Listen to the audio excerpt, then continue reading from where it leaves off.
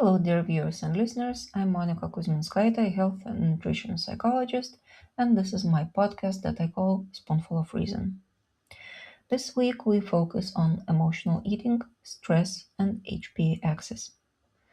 This triangle, the longer we look at it, the less magical it is, and the more it is based on solid research. Emotional eating is eating that is not driven by hunger, but by unpleasant emotions which are suppressed by eating and, of course, usually of unhealthy food. Stress seems obvious, but let's agree for the sake of clarity. Stress is the body's physiological and psychological response to real or perceived threat to its biological balance. When experiencing stress, the body mobilizes a range of responses in brain, throughout the nervous system, and in the endocrine system. So it's not just being nervous. The HPA axis is the hypothalamus-pituitary-adrenal system, or HPA for short. It is our body's central stress response system. These organs are connected by a complex signaling system that mobilizes the body for reaction. It is so complex that I cannot really make myself say it switches on stress response as if it was a button. Recent research shows that people who engage in emotional eating are not simply those who experience a lot of stress in their environment and daily lives. Emotional eaters are characterized by hyperactive HPA axis. It means that when they experience everyday psychological stress that would be normal for somebody else, their bodies produce significantly more cortisol, and high levels of cortisol remain in their bodies for longer, causing them to experience high levels of anxiety. I would also like to add that cortisol and hunger hormone ghrelin levels are related. When one rises, the other does too. This surge of hormones is the reason for the desire to eat sweet and fatty foods. If HPA axis is active, the body receives a signal that a lot of energy has just been burned, as if we had been in a fight or running away, even though in reality we were sitting in a meeting. So the body mobilizes the desire to seek out the most calorie dense food possible to replenish the imagined energy reserves. Whether eating for reasons other than hunger unbalances the stress system, or whether a different stress management system leads to greater tendency toward emotional eating, is still an excellent question. In any case, talking about lack of willpower is entirely out of place here. Either sweet or fatty, and in the case of ultra processed foods, both sweet and fatty foods become the perfect response to this need, which is not necessarily based on a correct reaction. As methods for studying the nervous system have improved, scientists have discovered that when emotional eaters experience stress, the reward centers in their brains are suppressed. It means that to experience the usual feeling of reward from the food, they need to eat even more food. And of course, not salad, but sweet or fatty foods. It was previously thought that the reward centers in the brains of emotional eaters were highly active and produced excessive dopamine.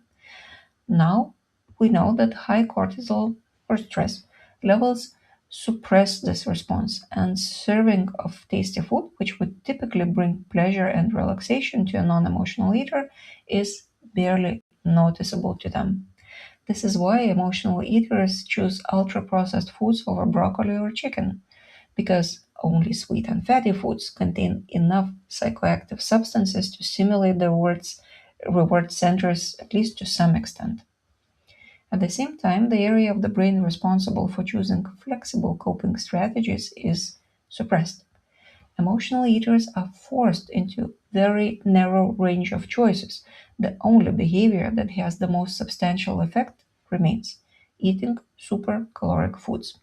It's not a choice as we understand it. Emotional eaters really have only one option out of one.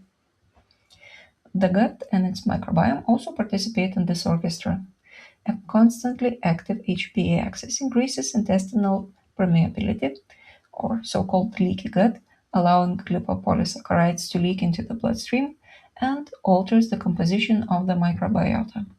It leads to chronic inflammation, increased cytokine levels, which have become more widely known since the pandemic, and the deterioration of emotional state, because levels of dopamine and serotonin in the brain are decreasing as well. Unfortunately, a poor emotional state is again corrected by eating high calorie foods. A stressed brain causes stress in the gut, which in turn causes stress in the brain. So, let's start fixing things, beginning with the HPA-axis. First, before eating and during meals, constantly check in with yourself. How do I feel? Is my stomach full? Do I want to eat so that I don't feel something, or so that I feel emotions rather than fullness? Second, pay attention to your sleep and cortisol cycles. Lack of sleep affects the body in the same way as chronic stress. Lack of sleep causes cortisol levels to rise.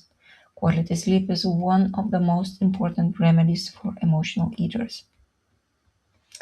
Number three, laughter therapy and spending time in nature are not necessarily the first ideas that come to mind, but research results clearly show their effectiveness.